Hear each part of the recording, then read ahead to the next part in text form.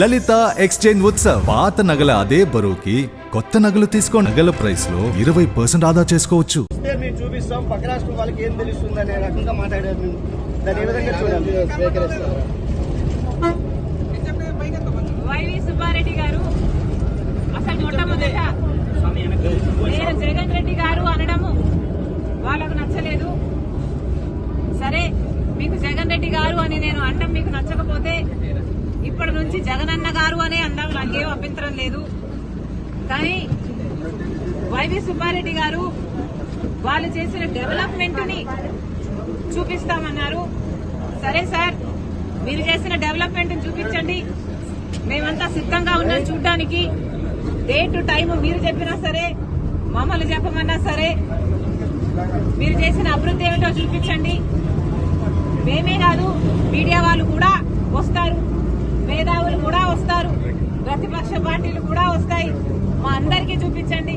మేమందరం కూడా మీరు చేసిన అభివృద్ధి ఏమిటి, మీరు కట్టిన రాజధాని ఎక్కడ, మీరు నడుపుతున్న పెట్రోల్ ఎక్కడ, మీరు కట్టిన పోలవరం ఎక్కడ, మీరు చేసిన డెవలప్మెంట్ కూడా ఆంధ్రప్రదేశ్ లో అందరూ కళ్ళల్లో వంచులేసుకొని చూస్తున్నాము. చూపించండి.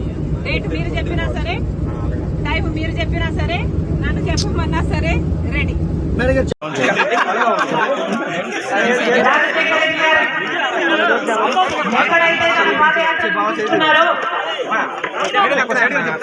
అక్కడే రాజశేఖర రెడ్డి గారు ఈ ఫైదాన్ ఆ రోజు పెట్టి మహాసభ పెట్టి రాజశేఖర రెడ్డి గారు ప్రజలు పడుతున్న కష్టాలను చూశారు. నేను అర్థం చేస్తున్నాను, నాకు ఒక అవకాశం ఇవ్వండి అని ఆంధ్ర రాష్ట్ర ప్రజలను రాజశేఖర రెడ్డి గారు కోరితే రాజశేఖర రెడ్డి గారిని ఆంధ్ర రాష్ట్ర ప్రజలు ఆశీర్వదించి ఆ రోజు ముఖ్యమంత్రిని చేశారు. ఆ పాదయాత్రలో, ఆ ప్రజా ప్రస్థాన పాదయాత్రలో రాజశేఖర రెడ్డి గారు ప్రతి వర్గాన్ని, వాళ్ళ ఇబ్బందులని చూశారు. ఆ పాదయాత్రలో నుంచి పుట్టినవే ఆరోగ్యశ్రీ, ఆ పాదయాత్రలోంచి పుట్టినదే ఉపాధి హామీ పథకం, ఆ పాదయాత్రలోంచి పుట్టినదే రైతులకు రుణమాఫీ, ఆ పాదయాత్రలోంచి పుట్టినదే ఉచిత విద్యుత్ ఇవ్వాలన్న కోరిక, ఆ పాదయాత్రలోంచి పుట్టినదే ఫీజు రీయింబర్స్మెంట్.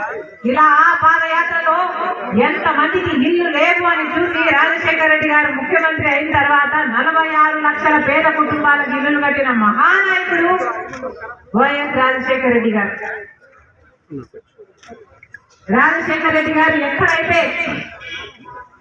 ఆ పాదయాత్రను ముగించుకున్నారో అప్పుడున్న సర్కారు మీద పోరాటం మొదలుపెట్టి ఆ పాదయాత్రను ఇక్కడ వరకు తీసుకొచ్చారో ఆయన బిడ్డగా, రాజశేఖర రెడ్డి గారి బిడ్డగా, ఆ పోరాటానికి కొనసాగింపుగా మళ్ళీ ఆ పేదవాళ్ళ పక్షాన్ని నిలబడడానికి ఇదే ఇచ్చాపురంలో ఎక్కడైతే రాజశేఖర రెడ్డి గారు ఆయన పాదయాత్రను ముగించుకున్నారో దానికి కొనసాగింపుగానే రాజశేఖర రెడ్డి బిడ్డ ఈ రోజు మళ్ళీ ఆంధ్ర రాష్ట్ర ప్రజలకు మేలు జరగాలి అని తన ప్రస్థానాన్ని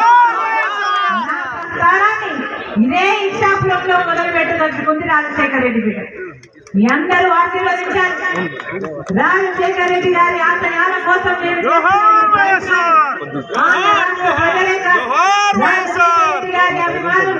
యావత్ ప్రపంచంలో ఎక్కడున్నా రాజశేఖర రెడ్డి బిడ్డను ఆశీర్వదించారు. కాంగ్రెస్ పార్టీ రాజశేఖర రెడ్డి గారికి 2 సార్లు ముఖ్యమంత్రి అవకాశం ఇచ్చింది.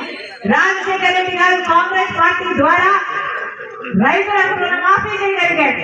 రాజశేఖర రెడ్డి గారు కాంగ్రెస్ పార్టీ ద్వారా ఉపాధి హామీ పథకానికి రూపకల్పన చేయగలిగారు. ఇలా రాజశేఖర రెడ్డి గారు కాంగ్రెస్ పార్టీకి ఎంత చేశారో రాజశేఖర రెడ్డి గారి కోసం కూడా కాంగ్రెస్ పార్టీ అంతే చేసింది.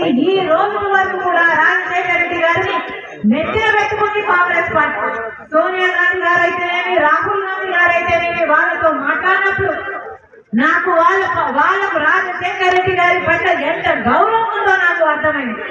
ఈ రోజు వరకు మాట్లాడుతున్నారే రాజశేఖర రెడ్డి గారిని అవమానించిన పార్టీ కాంగ్రెస్ పార్టీ అని, రాజశేఖర రెడ్డి గారి పేరుని ఎఫ్ఐఆర్లో పెట్టిన పార్టీ కాంగ్రెస్ పార్టీ అని ఇంతగా మాట్లాడుతున్నారే. రాజశేఖర రెడ్డి బిడ్డ ఈ రోజు ఇక్కడ నిలబడి మీ అందరి సాక్షిగా చెప్తుంది వాస్తవం లేదు. నిజానికి రాజశేఖర రెడ్డి గారి